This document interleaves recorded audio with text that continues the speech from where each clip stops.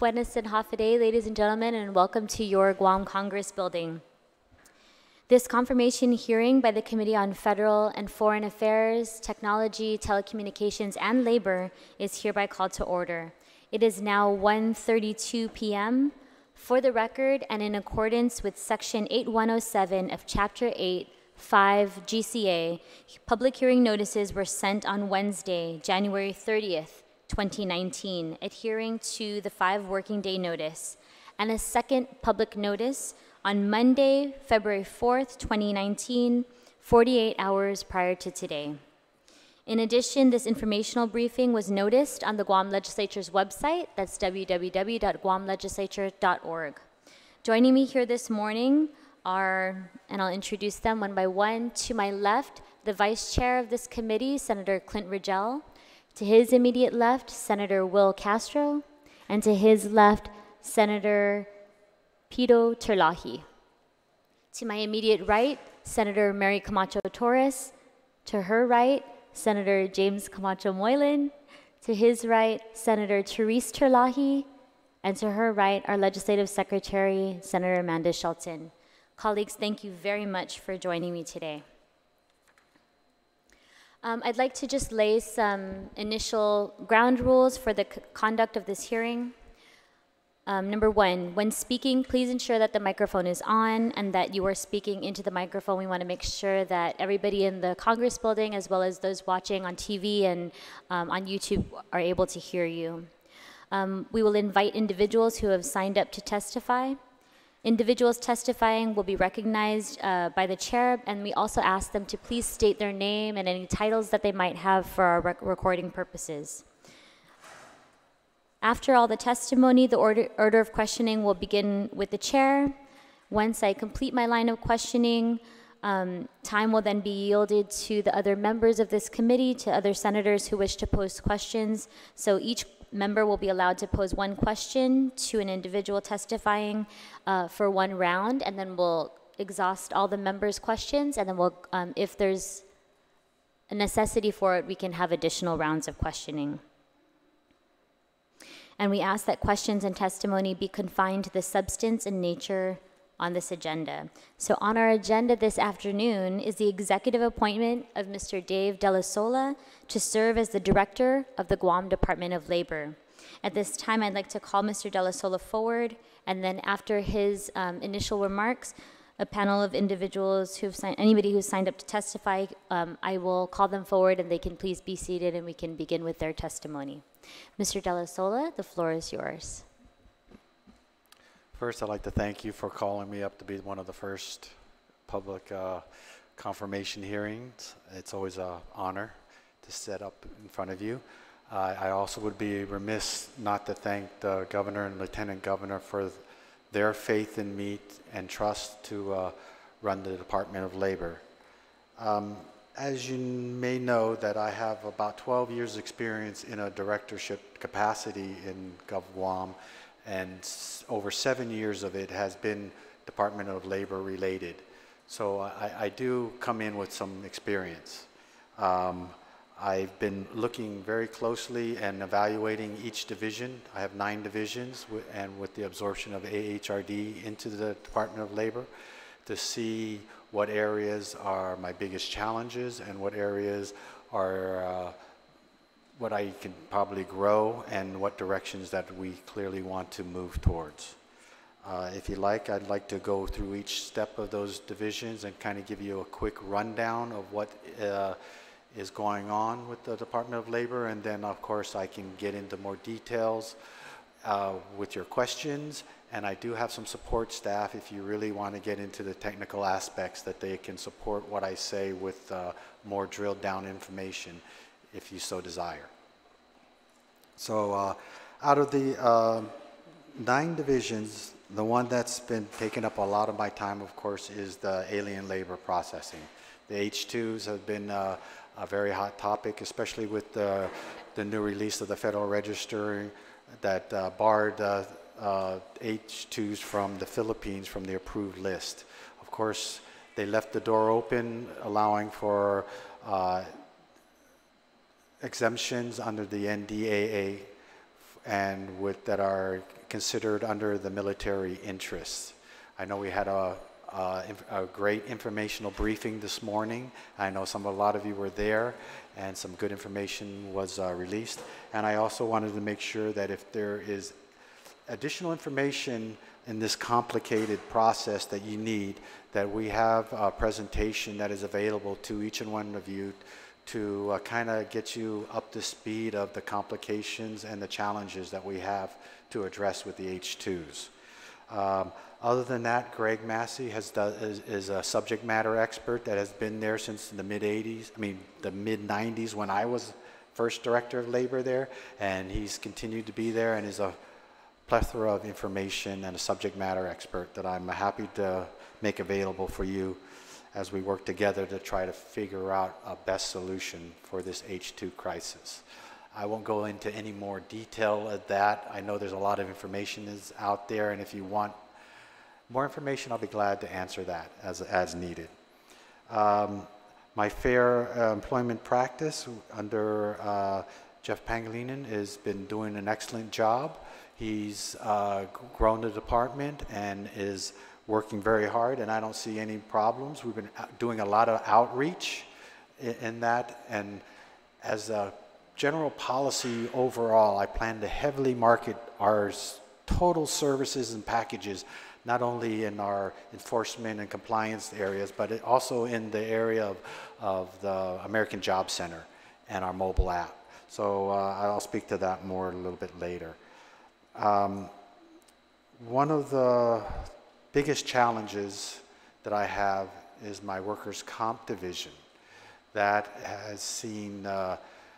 has had a lot of issues, and a lot of it is the challenges that I am working very closely and taking that as a personal priority to get up and running efficiently. I've been working, and I have my deputy looking at the policies, procedures, and statutes, because we need to get those up to date under the GCA and make sure that we put together some rules and some updates that we can actually submit to you for maybe promulgation later on for possible legislation. So that is being looked at. Of course, I'm also working very closely with our present commission. One of the biggest stumbling blocks is having a quorum for regular commission meetings. And as the commissioner, I have to conduct those hearings, and I've already gone down to the court and had to go in front of a judge and tell her that I was going to have a formal hearing within 90 days. And I plan to keep that promise. So in line with that, I have been working very closely with the AG's office. We are in the final stages of signing an MOU that will put a part-time but dedicated attorney to the workers' comp so that I can conduct those formal hearings and have legal advice during these commission meetings. And hopefully if there's any other questions that come up, like in wage and hour or anything, that I can also tap that person. So that was one of the biggest stumbling blocks, was to get a permanent person to assist us in these legal matters, because worker comp hearings are very complicated and they require me as the commissioner to have legal advice to make sure that I'm properly conducting and that I'm moving forward with gathering of evidences and making decisions to the commission. So that is also working. I'm also trying my best to figure out, with no funding in that division, to get resources in there and to make sure all the computers are all up to date and working, and trying to do an assessment of the needs, technical needs of that division, so that we can start inputting cases inside there and automate that whole system. I think that is something that is the old stacked boxes behind you and using that as your filing system is got to go. And I plan on trying to tackle that monumental task of trying to get that caught up to the new technology that we need, so we can get quick access to information and move that forward. My wage and hour is probably my other division that we unfortunately had a lot of retirement. I lost a lot of the subject matter experts in that field, but I am also working very closely with that to try to get some qualified resources, shifting around from what I have eternally to get over there and detailing them temporarily to get them caught up to speed. And I'm also trying to get their technologies up and running. And we are looking to get that working as quickly as possible. And because money is tight, that we are looking and are probably by the next couple of weeks going to sign an MOU with Patrick Candeletta and the U.S. Department of Labor to pool resources together. He was gracious enough when he worked with me back in the 90s and he was chosen to move over to DOL, that he understands the challenges that we have with training and with our workload, that we're going to pool our resources together wherever is possible and assist each other grow and get our department running well. So that I'm really looking forward to signing that MOU with the current U.S. Department of Labor to pool our resources together. So that is something that I very soon will be able to deliver to you guys. OSHA is pretty much going well and on track. I know one of my DASHTA area, which is consultation, is under high risk, but we are making great strides, and I feel that within the couple months or within this year that we should be able to get out of that high risk status.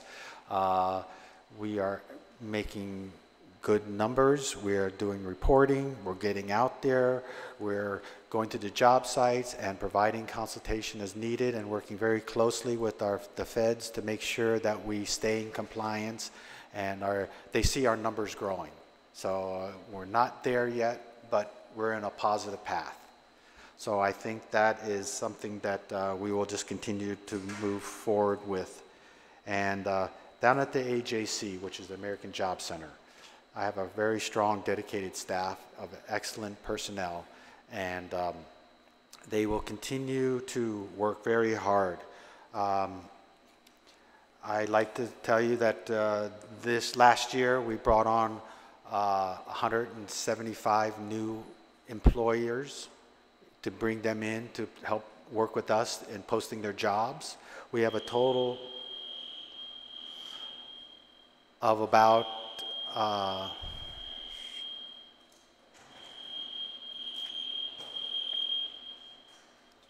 let me just continue on. Yeah, we have. Please continue. They'll let us know if we need to evacuate. Okay. We have about a total of about 830 total employers registered with us who are working with our clients, posting their jobs, using our app, our mobile Guam app, to help place our people in jobs and hire Guam. And our Hire Guam app, I'm sorry. Trying to organize my thoughts here. So that we have seen steady growth, and I am going to be marketing that program very intensely. I feel that we have a free service for employers to utilize to help find employees, and instead of using paid services only, that they should be coming to us and utilizing our services and helping our people because it's free. And that's something that I think that we can do a better job marketing out. And that's something that I recognize, and I plan on taking it very seriously. You know, but they've done a good job. We have about 1,400 new job orders from last year. And those are just job orders, which could mean multiple job positions inside each order. So we've placed about close to 600 people last year at the American Job Center. So we can always do better.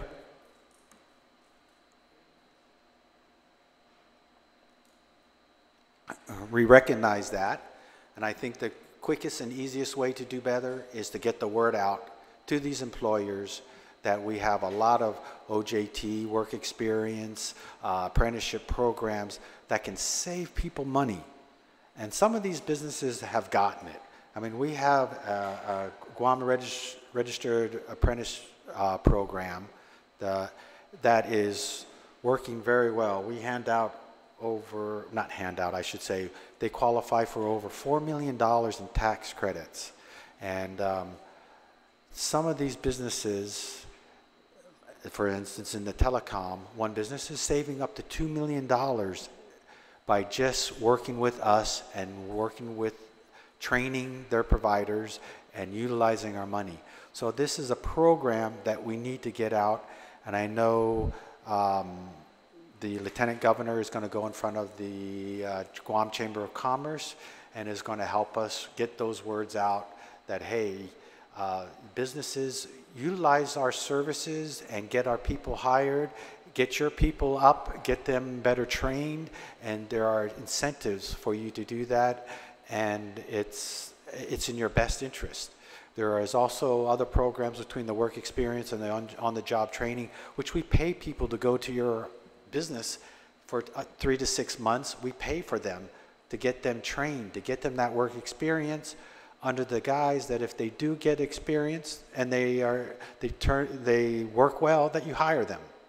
So you can't ask for a better idea than that. So any business that is typically hiring entry-level people, utilize our people and we'll pay for that. And that's a savings to you. So there's lots of programs, and that's just the tip of the iceberg, that these businesses can utilize that not only help them, but also help our people, our qualified clients that come in through our doors. And that's what, as we grow more businesses and get more jobs available, that will drive more clients to come to us and we can get better placements. So that is moving very well, and we are looking at the Bureau of Labor Statistics is continually making the unemployment report and doing a great job. It currently, right now, is at 3.8, which is an excellent number for us. That's one of the lowest I've ever seen since my experiences. So it's going well, and our employment report is also being done. So our reports are coming out on time and regularly. So you can't ask for anything better than that, and he's doing an excellent job. Of course, our chief economist has been there for over 30 years, Gary Hiles, and is a wealth of information and volunteers all the time with the ADA-Loop and with the community to lend his services, and he is a valuable tool that is with us, and I thank him for his long continued service. So some of the things that I mentioned with our department is getting lean and mean. From when I was there in the 90s, we were close to 100, and now we're down to 60. So we are running and trying to keep up with all our mandates. I'm not saying we're doing the best of jobs, but I think we're doing very well for what we have, and we just need to continue to reorganize and consolidate and reposition our best resources to those areas that are needed. I have challenges because some of those resources are federally funded, so I can't move them into the locally funded. But that's my job, and that's what I'm going to figure out, these solutions, and I'm going to continue to work to those goals, that I don't come to you to ask for handouts because I know that things are very tight. So I will work within whatever budget. Could be a source of indigestion out there, but I beg the public's patience to allow me to restructure those programs, to get those attorneys in, and to get some resources in there from retirement, which is always a challenge in Gov Guam, not in just my department. And I will get those things up and running smooth. I am also working hard to get all our policies and procedures and SOPs together and working well, because the new public now, with attorneys that are representing a lot of the clients, they want to know what direction we're going and why we took that direction, and they want to see what statute or what policy is guiding us. And we don't have that in place, and some of the things that are in place from the 70s, and they need to be updated. So that is going to entail a lot of hard work and sitting down and rewriting, and once all that is done, we will be coming to you for assistance in legislations and getting those rules and regs updated. I'd like to continue on to saying that I am open to any questions. I just wanted to kind of give you a quick overview of everything. I'm sure you'll have more, and I can drill down into more information. My federal grants are pretty much formula, so that means they're pretty steady. In fact, they've been increasing a little bit every year, and I don't see them any changes. I get about $2 million in federal grants for various projects from youth, adult, and dislocated workers. And then I have some discretionary grants, like the apprenticeship expansion grant. And those basically, I know the governor and lieutenant governor, and as I mentioned in earlier interviews, and Governor Gutierrez are looking at new industries to possibly bring into Guam. I will be keeping a close eye at what those type of industries are, and if they are demand-driven jobs or jobs that we need to train our people, then I will quickly put in an apprenticeship program and job training and start gearing our people so when those companies and industries come in, that we start having a semi-skilled workforce to align with that. So that's what that apprenticeship expansion grant will help us align and keep an eye on those industries as they grow and change and diversify. I think that was a long enough opening address, and I appreciate your patience, and I hope that I can count on your support. I always learned that you have to ask for it first. So I'm asking for your support. Thank you. Suzas Masi, Mr. Della Sola. And at this time, I'd like to invite some of the individuals who have signed up to testify to please join Mr. Della Sola. Maria Connolly from Pacific Human Resource Services, as well as Grace Donaldson. I have Mr. Matthews Pothin from the Guam Shipyard, and from Guam Department of Labor, Mr. Greg Massey.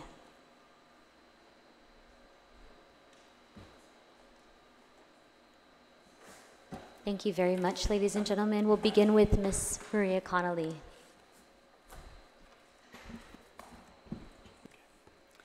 Thank you. My name is Maria Connolly, a resident of Santa Rita, the former director of the Guam Department of Labor, and I'm here to support David.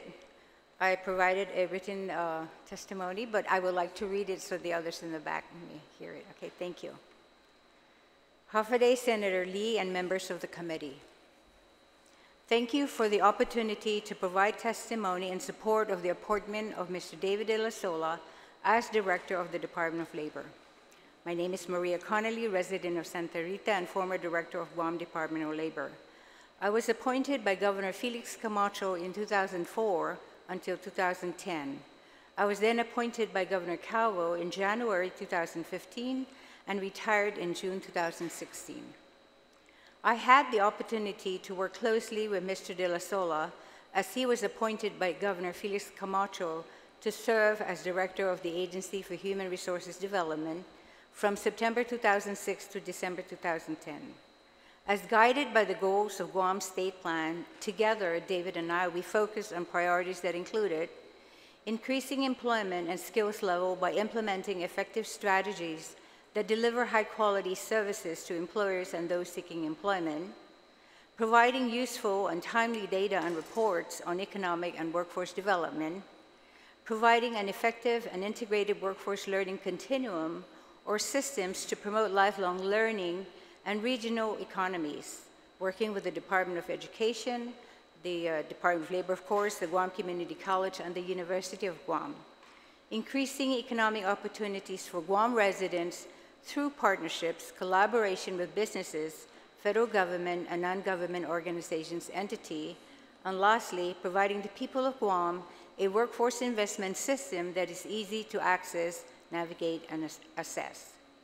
With the staff at the department and collaborative support from government partners, businesses, and stakeholders in the community, I am confident Mr. De La Sola's leadership and commitment to carry out the tasks needed to meet DOL's mission, and that mission is to foster, promote, and develop the welfare of the wage earners of Guam, to improve their working and living conditions, and also to advance their opportunity for occupational training and profitable employment. Thank you. Thank you very much, Ms. Connolly. We appreciate it. Ms. Donaldson?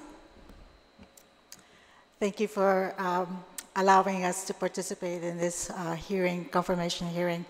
My name is Grace Donaldson. I am the Chief Operating Officer and General Manager for Pacific Human Resource Services. I am also a former president of the Society for Human Resources Management. I am here today in support of the nomination of Mr.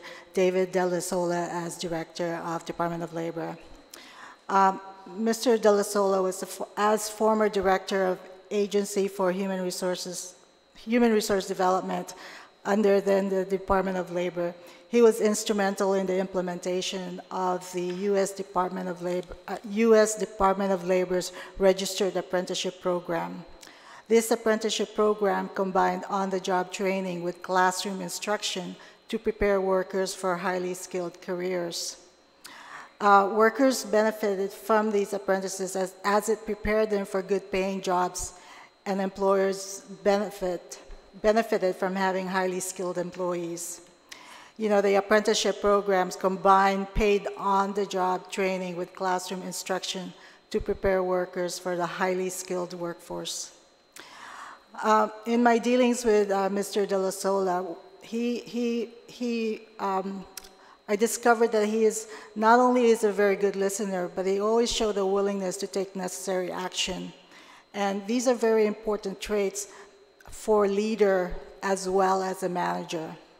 And for the above reasons, I believe that Mr. De La Sola will make an excellent director of Department of Labor. Thank you.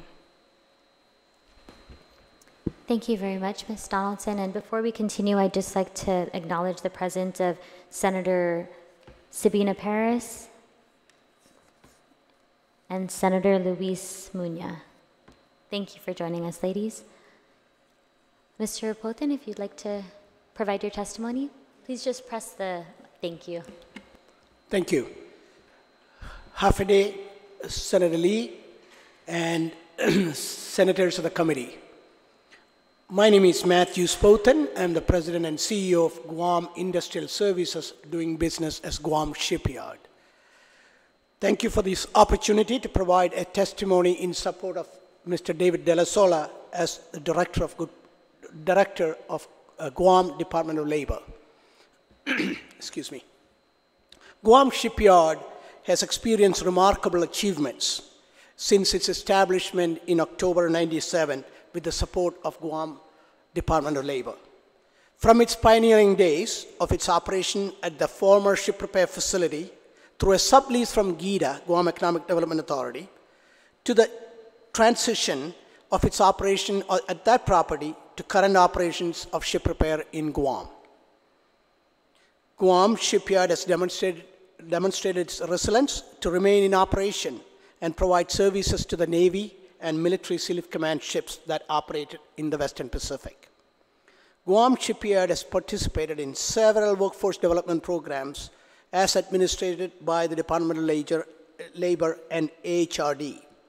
Mr. De La Sola was instrumental and assisted Guam Shipyard in the implementation of the first apprenticeship program here on Guam under the registered apprenticeship programs.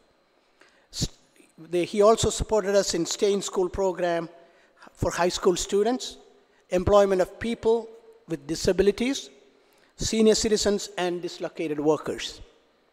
Mr. De La Sola interacted with the private sector in numerous ways in his past tenure at DOL. He is responsible for Workforce Investment Act Board via mandates, programs, and funding.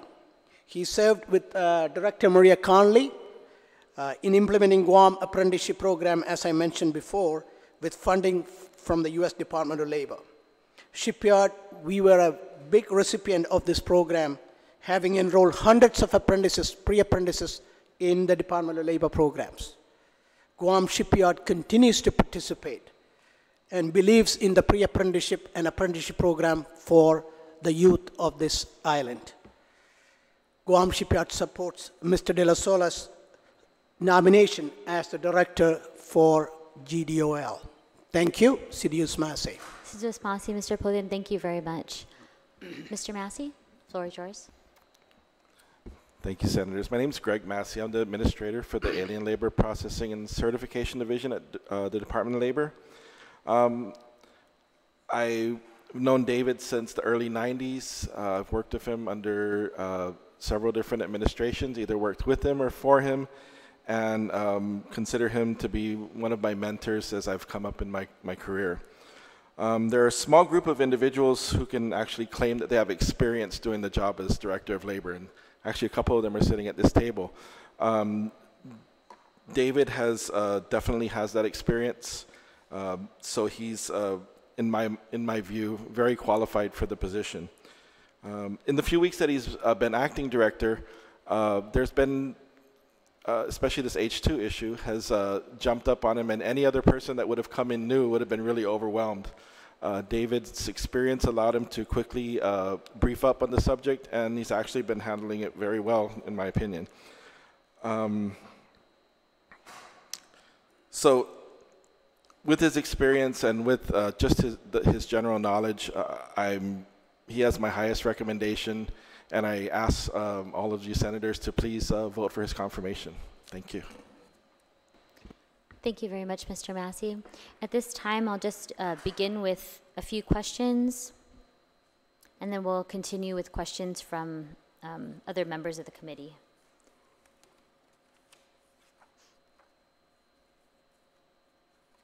Mr. De La Sola, I do want to take the opportunity first to just thank you and your family for accepting the governor's nomination and for your willingness to serve the Department of Labor and the people of Guam.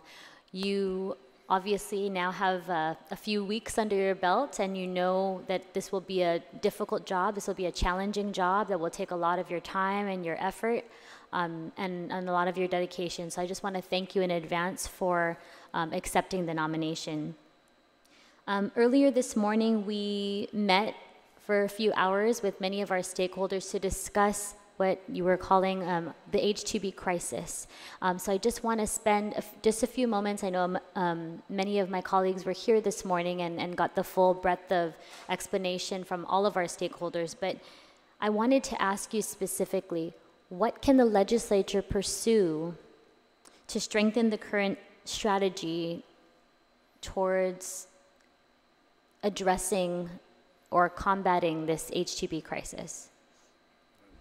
That's a very good question and a very complicated one, but I think the easiest answer, because we still don't know exactly what we're up against until some of these cases get to the feds and to see how they act on it, approve it, or what conditions or restrictions that they do. But I think the approach that we need to do, and that I think we've done a great job of, is a one Guam approach, as far as supporting our congressmen, supporting our governor, and supporting the legislature and the private industry to basically sing the same song. You can have the same song, but at a different perspective. And I think that it's important that we go to the feds or to whoever you can get the door open and let them understand that our island is affected by the military. We are a military community along with other things that we are, but it is. 5 to 10 miles is to any base is where we are in this island. That tells you that we are the military has influences in everything, from our businesses to our housing to our restaurants, to our education. They are integrated in our community. And I think that Washington needs to know that it isn't the island of Guam and then there's the military, that we are one together. I think that the military and the admiral see that vision and share it with us. So and I think we're all aligned with the governor's vision, and same with the congressman. So that gives us about the most powerful force that we're going to be able to get by doing and supporting.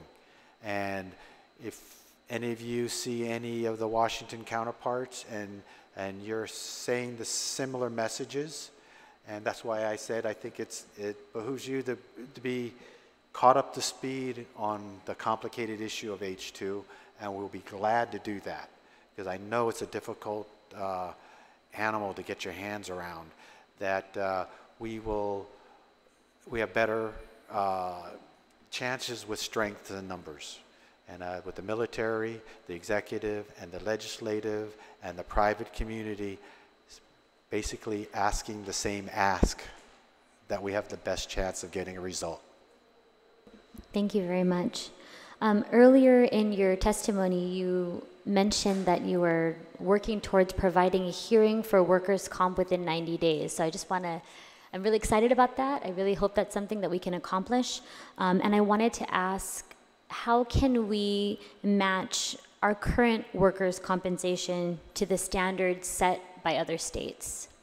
Well, I think it's premature for me to come to you and answer that question right now. We got to get our house in order. We got to get our rules and statutes together. We got to get them updated. We got to get that figured out and what we need to get passed. So that is what probably my first ask from this body is to let's get our statutes updated, and I need to get our attorney in place. I need to get the board. I just can't say it strong enough that the commission is key. I need to get some strong members in there who are going to meet.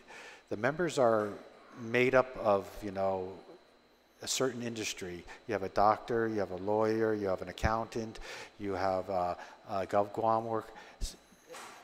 Trying to get a doctor, trying to get an attorney, trying to get an accountant together in the same room on a continuous basis to hear these complicated matters is a task. And so that's why I need to personally vet and work together to get that board so that they understand, and when they agree to sit on it, that we're going to meet.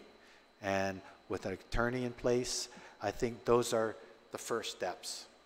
And then once we get those steps in, then we can look at, okay, how can we tweak it to match some of the things that they're doing in the States. Thank you very much. Again, in your earlier remarks, you were mentioning about a technical needs assessment and ensuring that your computers are up to date and all the tools that you'll need to make sure that we can get the job done. So I wanted to give you an opportunity to elaborate on your current strategy for increasing technological literacy within the department and making sure that we bring everybody up to speed and into the 21st century. Yes, I have a big gap in certain divisions versus other divisions as far as skill levels and technology. Some of those divisions that have workers that are only 30 years in, they were before all these computers came out, and they've been tough to get trained. But I'm fortunate enough that I have a very small MIS division. So I tasked them to go to each of those divisions and start assessing what areas they can start building their skills up. We got to get them walking before I can get them to run. And so I'm already starting to go out and look at that. We've pretty much done an equipment assessment and have started replacing, sharing, moving things around according to their needs, and having my guys fix the ones that are outdated and try to get them up and running. So I feel very confident, at least from the equipment side, that they got the basics to get going and started. And I am starting to address putting together a technological training plan to start addressing those needs. So you are very correct about our challenges there. Thank you very much. You also, and I have a few more questions, but I'll just ask one and then we can pass it along to my colleagues. But you were mentioning just recently and then also earlier in your testimony about some gaps now that exist within wage and hour and other departments with people retiring. And so I wanted to ask you about succession planning. And it sounds like there are several people throughout the Department of Labor that, you know, have incredible institutional knowledge, but that probably won't be with us in the government for service very much longer. So I really want to ask you about how you plan on addressing that challenge. And that question is a great question, and not only in my department, but it is a question government-wide. With local funds basically depleting and no funding for those bodies that were retired or that removed, literally there's nothing I can do about succession planning. So I have to get creative and exercise some of my detail appointments. Basically, I'm assessing all my employees. Some divisions have 3 or 4 very talented people, so they are learning that they're going to have to may give up 1 or 2 of them, and I'm going to have to shift them over to another division and work with what I have and get those people starting to train. Like I said, the MOU with USDOL becoming so that when they provide training that they will include us into that and get those people trained, and that I'm hoping that those people that are detailed that will step up and they do a great job, that in the near future that I can take care of them and align them properly.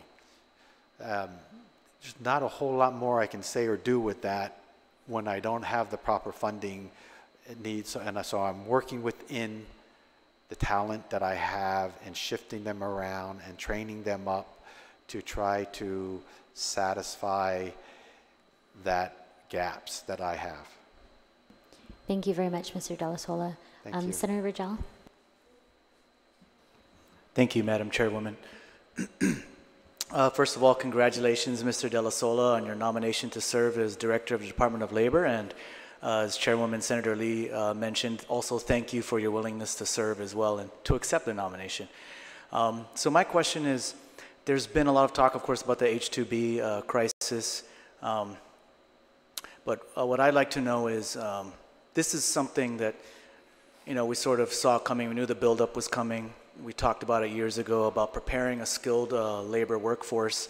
So going forward now, what is your vision for what the Department of Labor can do or what needs to be done in order to truly beef up our skilled labor workforce for the future, so that we don't have to rely as much on H-2B workers? I understand that there may always be a need for that. We can't always control industries. As construction industry has booms and then valleys, you know, peaks and valleys. So I know that we can't always sustain a full workforce for every foreseeable boom. But what can we do to sort of improve the skilled labor workforce on Guam so we don't have to rely as much on H-2B workers? And specifically to you, what is your vision for what DOL needs to do to achieve that? That is a question that's been ongoing since Maria and I were working together, and that we've been constantly taking. The reality of it is a lot of our Guam people don't want to work outside in those hot and heavy conditions as metal reinforcers or just that occupation. A lot of them are moving in towards the electrical, the plumbing, the ones that are the more glamorous, higher paying, that require a skill that they can make a better living with. I can't blame them for that. You know, it makes sense. If I was going to go into a construction field, I would be going into one of those HVAC or electrical or plumbing, because there's always a need. If you own a house, you always need that, period, the air conditioning. So that is always a challenge, but we will continue to educate. I think it's important, as we mentioned earlier, that we got to start going to the schools and introducing our children, letting them hold these tools. I know when I was a kid, I had shop. I had access to drills and welding material, and we actually build things, and it was an elective. So those who are interested went to those classes. We got to start knowing that these kids aren't always geared for academics, that we have a population base that may like to get the exposure and the mindset that construction, you can make a living, and maybe you do have a propensity towards it and a gift towards it, and you can make a living towards it. So we got to change that mindset. I know that I've reached out with DOE a little bit, and we need to start trying to align and see what we can do at an earlier age. I know that's not going to solve, but we got to chip away at these various areas. We will continue to market and to push these apprentices out there. We're working very good with GCC and Guam Trades, and we will continue to work hand in hand as partners to make sure that they are that we get as many people, and if they're qualified, that we pay for them. But they have to be eligible in our program, and we will get them, and we'll continue to work towards that. So it's not an easy fix, and it's not something that we're going to solve, because the nature of our island is that the demand can grow very quickly, and then as jobs finish, they diminish very quickly. So it's a tough industry overall to make a continuous living in, but you can. And I think that we are continuously trying to work with that and market it. That's about the best answer I can get. I know that's not the perfect answer, but it is, the realities is what it is. I know of a workforce, I think, that would be willing to take on these tasks. I know you're going to say the Micronesians. The they FSM are community. a great source, because I'm already aware that they're coming in as helpers. They are doing the hard work in the construction, the tearing down the walls, the doing the stuff, and then so that way the skilled laborers don't have to waste the time on it. I've seen it personally with my own house renovation. They came in, and I've never seen anybody work so hard and just they were happy to do it. They worked. So yes, we need to get them trained up, and they're moving in it. It's a natural progression. They come in as helpers, and I'm sure within 10 to 20 years, they're going to be up there, and somebody else will be stepping in to replace them. So I encourage our brothers and sisters in the FSM to come down to because a lot of them will be eligible. Let's face it, they will be eligible for our programs, and I'll be glad to get them into training and get them going. For those who are already interested in doing it, then we'll have successful outcomes, because they are already providing a valuable resource to our island. Thank you very much. No further questions. Thank you, Madam Chair. Thank you, Senator. And Senator Castro? Thank you, Madam Chair. First of all, congratulations, David, Mr. De La Sola, Thank you, Senator. For accepting the nomination. In addition to kind of weighing the fit of a nominee to a leadership position based on your experience, your education, some other things, your training perhaps, and this is all evidence in your packet, I tend to put a tremendous amount of weight as well in the testimony, the living testimony of those who come to stand or sit beside you and support your candidacy for confirmation. And in particular, the person to your right, I give a lot of credibility to based on her track record. And the individual on your left, for your specific position, is important for me, because the individual is not speaking to your prospective success from the leadership position at the Department of Labor, but in terms of your historical successes, and so that speaks a lot about your ability to perform. I wanted to also disclose for the record that I've known you since '95 and had the brief opportunity to work with you in 2006 on some non-government matters, and I do find you to be an extremely trustworthy and extremely intelligent individual. So hopefully that serves to strengthen your candidacy towards confirmation. Thank you. I do have a couple questions and a parting comment. So your resume highlights certain successes you've had with the Department of Labor, particularly in the areas of increasing revenues through federal funded opportunities.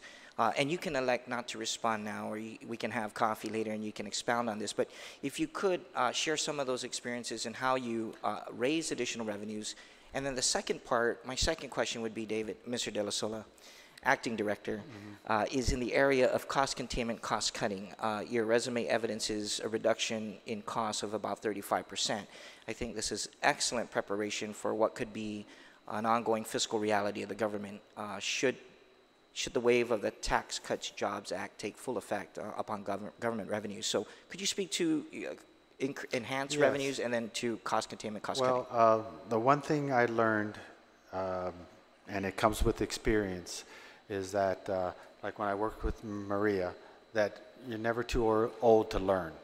And I never shut that out. And even from my staff. I have some excellent staff members who have been there for a very long time. So I never come in thinking that I know everything. So cost-cutting ideas, you know, we sit down in a room like anything else. You throw darts and you put up ideas. You don't shoot down any bad idea. You put it all up there and you figure out how and what's best to implement. And that is probably one of my strengths, is that I don't pretend to know everything, but I will get you in a room. I will put some common sense, and I will work hard and roll up our sleeves, and we will come out with something that is attainable.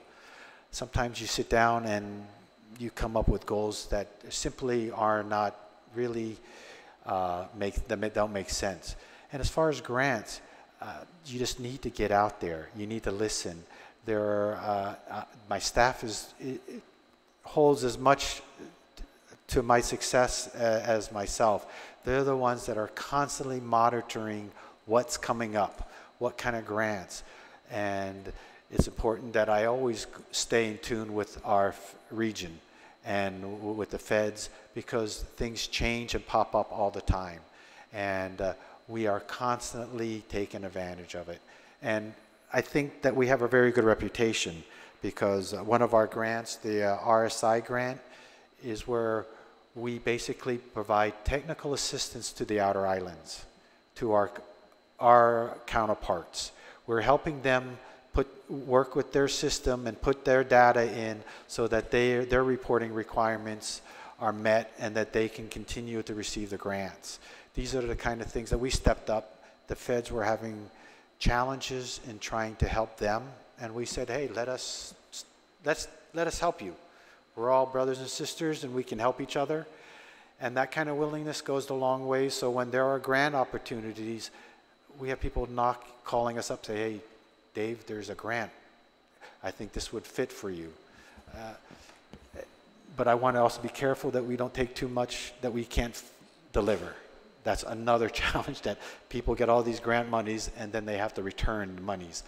I hate hearing that, where this department is returning millions of dollars or hundreds of thousands of dollars because they failed to do this and that. We have to live with it. When you shrink down to 61, that means that you can only do so much. So it's better to quality cherry pick those programs that will help and get the most benefit than to just grab every fruit that's hanging. And I think that also attributes to help me in my success, is that I try to deliver with what fruit that I pick. Parting comment, Madam Chair. Acting Director, consistent with Senator Regel's encouragement, your resume also highlights your regional work, and so I want to encourage you to pursue that line of thinking. In addition to the Federated States of Micronesia, as you evidence in your resume, I'd like to work with you and the committee chair, Senator Régine Biscoe on looking at the portability of certain career credentials without sacrificing necessarily capacity or also compromising safety. So we can look, as a very small example, we have the perennial problem of filling teaching positions here on Guahan. But also in areas where we might be saturated for certain credentials, there's the opportunity to encourage them to seek employment in the neighboring islands.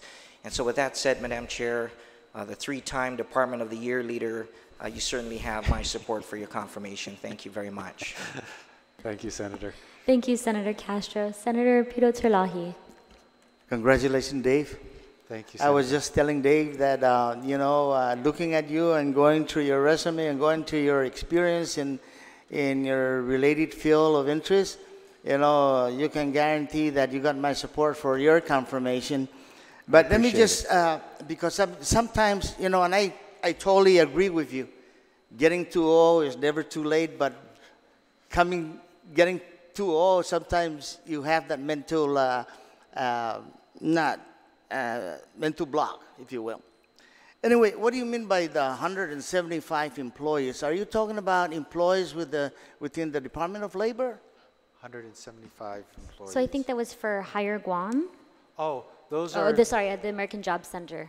I think you said 175 employers. Oh, those are employers that, one of the responsibilities... The employers, not employees. They're employers. Okay, yeah, I got that you. we got basically... you. I just wanted to really understand. Yeah, we do two prongs. We go out to these businesses. I got you. And we try to get them to register with us so that when they have job vacancies, that we post them and that we align our case managers who are handling participants who need jobs and place them in there, and also to use our Hire Guam app. What That about is, the 800? app. Is that 800 employees or 800 employers? That's 829 employers who are registered as in our program. Okay, so when you mention 1,400 job orders, are we talking about? Those are employment notices that came out that said X company has 10 positions available and various. That's considered one so job order. What are the types of employment? What are the type of skills that the majority of the type of skills they were looking for? Is that construction employees? With the 800 skilled laborers? With the 830 employers, they cover the whole gamut of our industry in the island of Guam. But it's a whole gamut. I mean, we're just going out and reaching out. So, of course, most of them are the lower middle entry-level jobs. Your high professional level jobs, we won't go to the job center to attract. But like I said, it's too vast to really. I don't know whether. There's one thing I learned when I'm with age and experience. If I don't know something, I'll just tell you right offhand I don't know something instead of trying to fake it. Okay, so you mentioned I don't know of any one particular job area that is in more demand in that on all those job orders. It's just so the varies. 1,400 employee. Are you talking about employees or employers? The 1,400 Or are the job orders that came in looking for people, and they could be made up of several different positions that one company is trying to hire.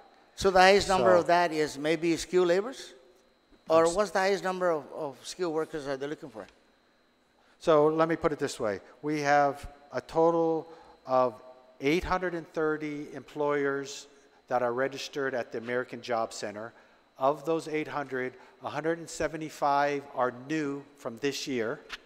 And out of those 830, they have placed job ads, or I'm trying to put it down, job orders is what we call them, to hire people, 1,400. And we've had placements as far as our participants placed last year of about 600. Okay. And they cover the whole gamut of jobs and positions. So you also work with the Guam Trades Academy? Yes, we work very closely with the Guam Trades, GCC.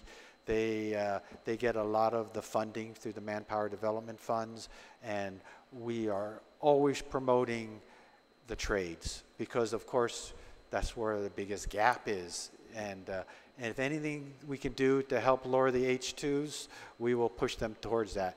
It's just that we have the challenge of getting the numbers that we need to get over there. You know, I'm really impressed when you mentioned 0.8 unemployment. 3.8. That's great. That is great. Yes, thank you. And let me just say, what about what does the federal money, the federal grant entails? What supports? What well, is the our purpose federal of that grants are basically, in a nutshell, run our American Job Center, and that is a basic place for our our participants to come in who are looking for jobs. Also, it's a place for those in public health getting those funds. They are required to go registered and to actively look for jobs. So they have to come down to our American Job Center and register and look in order to qualify for continuing assistance. So we have all from the youth to the adults and dislocated workers. We have a whole gamut. We do the marketing. We do everything it is to try to get our numbers of participants up and our employees who are offering jobs up and aligning them together. That's, in a nutshell, basically what we try to do with all those grant dollars. Thank you. Let me just say you got my support. I appreciate that. Thank you. Thank you, Senator Terlahi. Senator Torres? No questions. I just want a general comment. I appreciated your presentation earlier on the H-2B visa. Very encouraged by not only your dedication, but your breadth of knowledge about the issues. And knowing that you worked with Mrs. Connolly and the great track record that you had in that administration, we are in good hands. So you certainly have my support. And it's nice to see your agency here, too, to support you as well.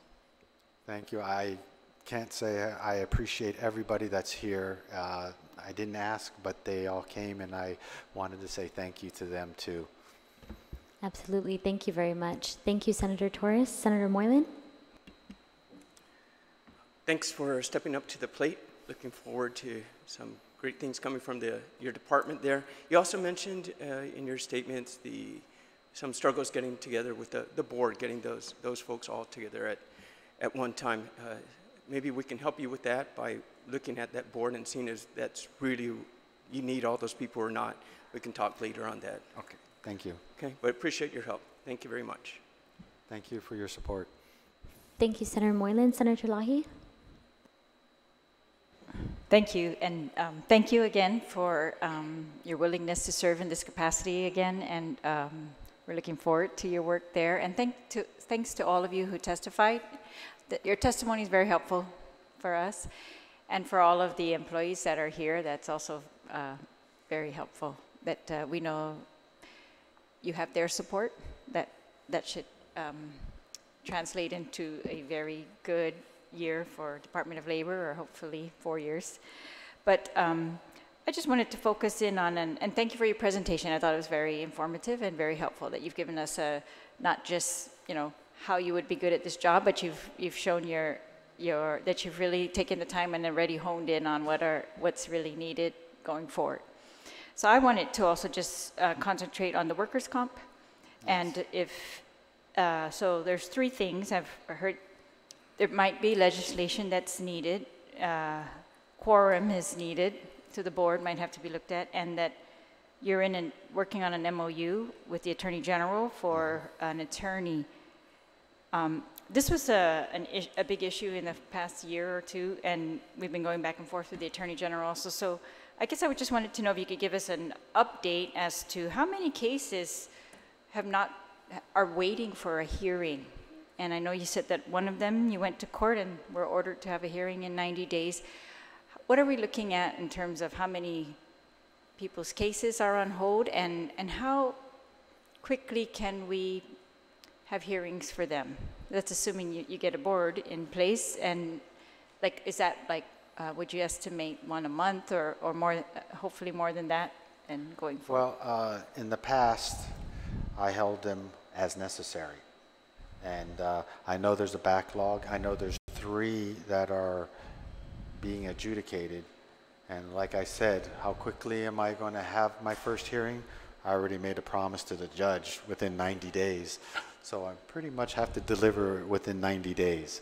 The total caseload, again, not being automated, that is a challenge to get them all together, because they haven't had meetings recently. I'm talking about in the past administration. So it's been difficult for me to assess what's there when I haven't been able to meet. We were supposed to meet last week, but again, 2 were off island and we got sick. so we weren't able to hold a meeting. So I'm presently concentrating on getting the board put together with strong members and starting to look at the rules. And there are current court cases that I need to address. So that's taking up a lot of my focus. And so a lot of that, how many cases and what needs to be done are something that is going to take a little time to assess, and I'll be glad to get back to you as I vet that information and put out the fires that I have immediately in front of me and start to work in getting that reorganized and looked at. All right, thank you. I appreciate your patience on that one. Yes, well, the reason I'm asking is just because, yeah, in the last couple of years, we've been getting also requests on our end for, how can we help them with their, moving forward with their workers' comp hearings? And that what you've said is really the status. Trust me, I will be coming. Yes. So. But when I come, I want to be well organized and prepared. So Great. the ask should be very easy to understand and get support, hopefully, and voted, get a positive outcome. But it's going to require a little bit of time. When I was a director back in the 90s, I was holding them quite regularly. And as I said, it was whatever was required is when I had it. It wasn't, sometimes we're fast more than or less, depending.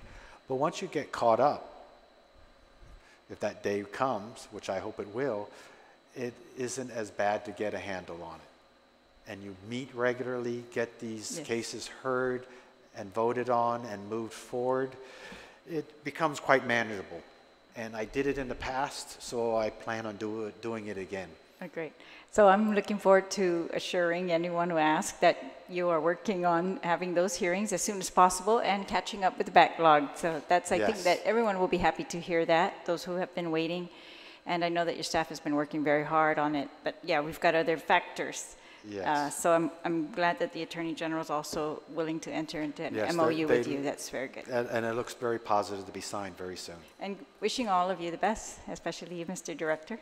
Thank you very much for your support. Thank you very much, Senator. Just so my colleagues are aware, there is a roundtable hearing that's taking place in this room at 3 p.m. So I just want us all to be aware of the time. Senator Shelton? Thank you very much, Chairwoman. And thank you for being here, Mr. Della Sola. Congratulations on your appointment. And thank you for coming out of retirement to answer the call to serve. Thank you. Yeah, so I just have a question about the Senior Community Service Employment Program. I want to know if this is still an active program under the department. Yes, it is. And in fact, I guess I would not, in all honesty, that is a program that is not quite achieving us up to what we should be. I have a lot of ideas on how to get those performance outcomes up because I need to. Because there's kind of word in the background that Trump might be looking at possibly chopping that. So words from our feds have come down to please get those performance levels up so that we can prove that it is getting positive outcomes and it is a valuable program. So that is already on my radar, and we are working to look at solutions that I hope to implement very soon that will get us more positive outcomes in that program. That's great to hear. Do you yes, know it is running very well. It just could be performing better, as with a lot of things. Okay, and is that 100% federally funded? Yes, it is. Okay, and how many seniors are taking part right now? Do you know? It's probably in the 20s, and I'm guessing. I'm sorry. I don't. I'm sorry. 64 totally, Rome. So I shouldn't. I told you I should never try to answer something when you don't know the exact numbers. Thank you for trying. They are actually providing a great service. It's just getting out to the public to let them know that we have trained senior citizens that are willing to work. That is not a barrier.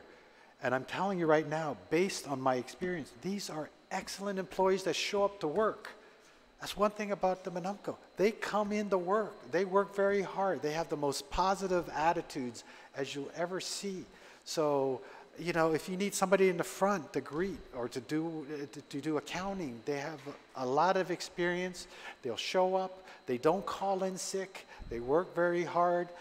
We just need to let them know that they're out there and they're available.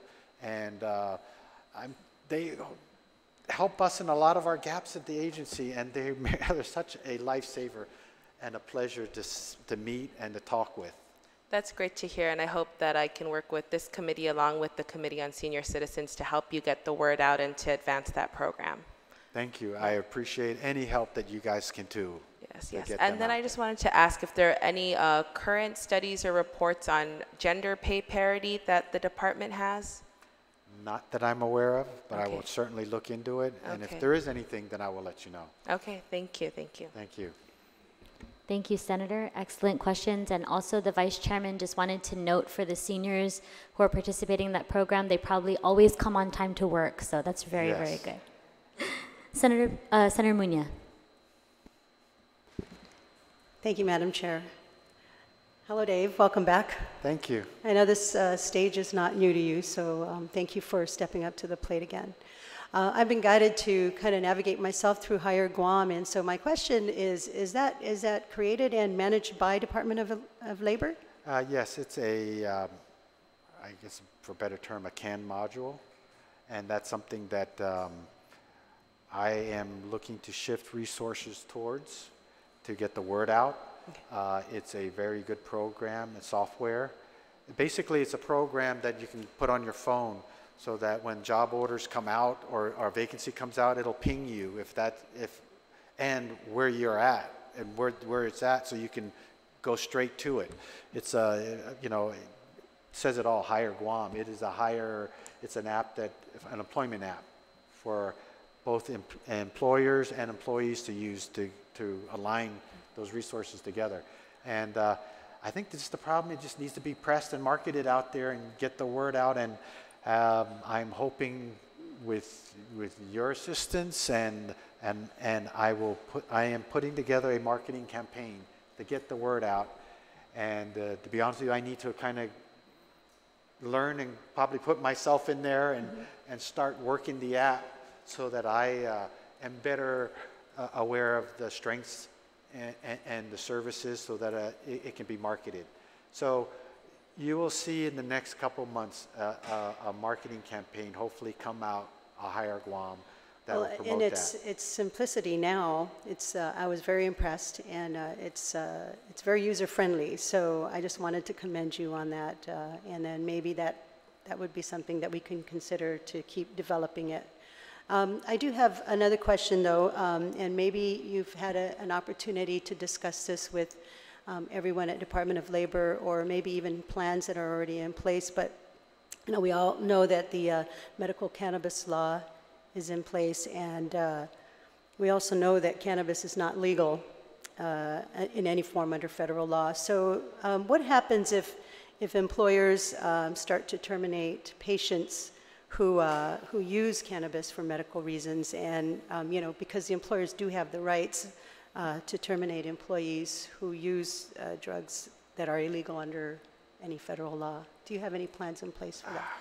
It's funny because when I was on my round table with my administrator saying, okay, what possible questions could they be asking me? How about medical cannabis? No, they won't ask me that. So I stand corrected again. But, you know, to be honest with you, we're not here to judge or to, we're just, whatever laws are passed, we will enforce. We will, so as you pass them, we will work with the employers to find out. I know Gov Guam is it's going to be a big learning curve to figure out what exactly the fit for each different department, because they are going to have what police department versus another department or DOE. They're each going to have their own policies and procedures that they're going to have to look at on an individual basis and come up with what policies and procedures. That is something that we just haven't really addressed yet, and it's something that I know when it comes down that we're all just going to have to roll up our sleeves and start working to figure out the solutions for each and every different departments in the Gov Guam, and then come up with ideas to how we're going to work that out in the private sector. So I know most of the energy is going into getting it passed and getting it legalized and making sure it's done right, and then I think it's the work after that happens will. It definitely, I mean, for the patient's sake, Yeah. that are employed by these employers, it's definitely worth having the conversation amongst your employees to see what we can do to help benefit that. Because we already do have the medical cannabis law in place already, so it's something that we really should start focusing on. You know, I'm of the belief is, you know, common sense, and we don't need to reinvent the wheel. Let's look at what's being utilized in other states, take that which makes sense, and you know, work with it to make it work here. I don't think it's going to be that difficult because we're not, like I said, we're not reinventing the wheel. We just got to take what we feel is the best fit and best practices and implement them. And it's an ongoing process. Okay. Not to put you on the spot or anything, but you know, I just wanted to like open up that opportunity for the conversation. Yeah. I think we're going to have to start that dialogue very soon and start working out those things. I look forward to that. Thank you. You have my support, and we look forward to working with you. Thank you very much. I appreciate that. Thank you, Senator Munoz. Senator Perez? Hello, Mr. Della Sola. Thank you for your dedication to serve, your willingness to serve as Director of Department of Labor, and to help shape and develop one of our most valuable yet untapped resource, which is our human resources. I just want to state that I appreciate the breadth and depth of your knowledge, and I look forward to your application of this in addressing the labor department. I just have just maybe 3 questions. The first one is, what initiatives are in place to promote workforce diversification, whether it be addressing areas of need or emerging industries? And how would you address keeping institutional knowledge for our Gov Guam civil service or our Gov Guam workforce? Well, I think we practice good diversification already. That's one thing. Being Department of Labor, we have to. And I practice that in-house and try to lead by example. So all our programs are federally mandated for diversity. So we follow those mandates, and we don't discriminate. So I think those mechanisms are already in place. I don't know if that's the best answer, but that's what that I can tell you right off the top of my head. I'm sure I have staff that are probably trying to answer that better. And what was the second question? Oh, there's this idea where a lot of GovGuam workers are retiring, and so when they leave GovGuam, their institutional knowledge is taken with them, and I'm just wondering how we can develop our own. That is the biggest question, and that's probably something that maybe this legislature can address, because that is a government-wide problem, that we can't hire somebody if there's a position that's already occupied. We have to wait for that position to be unoccupied before somebody can come in.